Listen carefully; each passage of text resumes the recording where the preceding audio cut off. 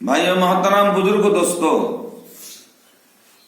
মাদ্রাসা প্রতিষ্ঠান, দ্বীনি প্রতিষ্ঠান, এই দ্বীনি প্রতিষ্ঠানের জন্য প্যারা নবী সাল্লাল্লাহু আলাইহি সাল্লাম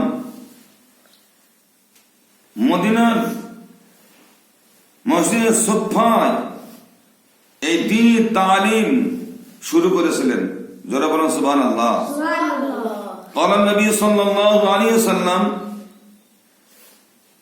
خيركم من تعلم القرآن وعلمه أو كما قال عليه الصلاة والسلام। নবী সাল্লাল্লাহু আলাইহি সাল্লাম তিনি বলেছেন যে পৃথিবীর বুকে সর্বশ্রেষ্ঠ ব্যক্তি কোন ব্যক্তি? আল্লাহ নবী সাল্লাল্লাহু আলাইহি সাল্লাম তিনি বলছেন যে আল্লাহ কোরআনকে যে শিক্ষা করলো এবং অপরকে যে শিক্ষা দান করলো, তিনি হচ্ছেন সব থেকে পৃথিবীর বুকে তিনি উত্তম ব্যক্তি। জোরে বলো সুবহানাল্লাহ।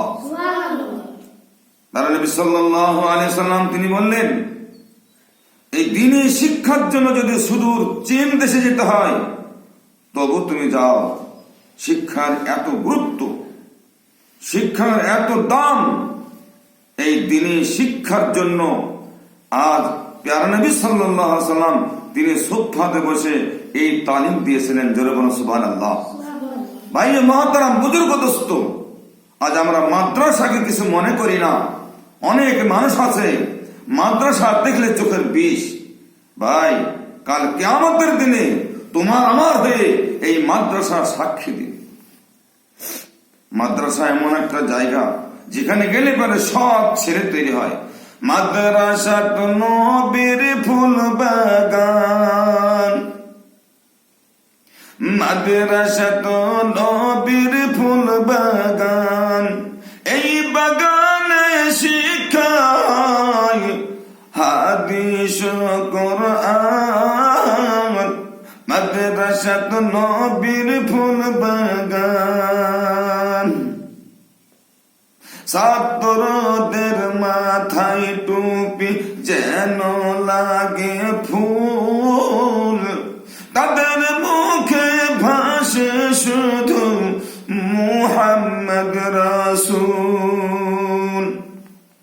মাদ্রাসাতে আসে যায় নবীর মেহমান,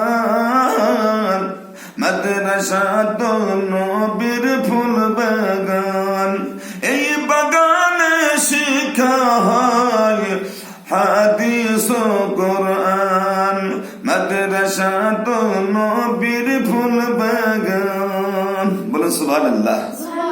এই মাদ্রাসায় আমরা শিক্ষা অর্জন করতে আসব।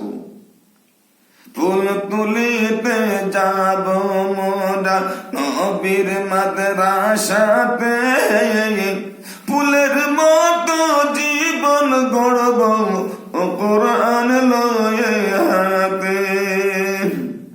মাদ্রাসা তো নবীর ফুল বাগান, ফুল তুলিতে যাব মোরা নবীর মাদ্রাসাতে,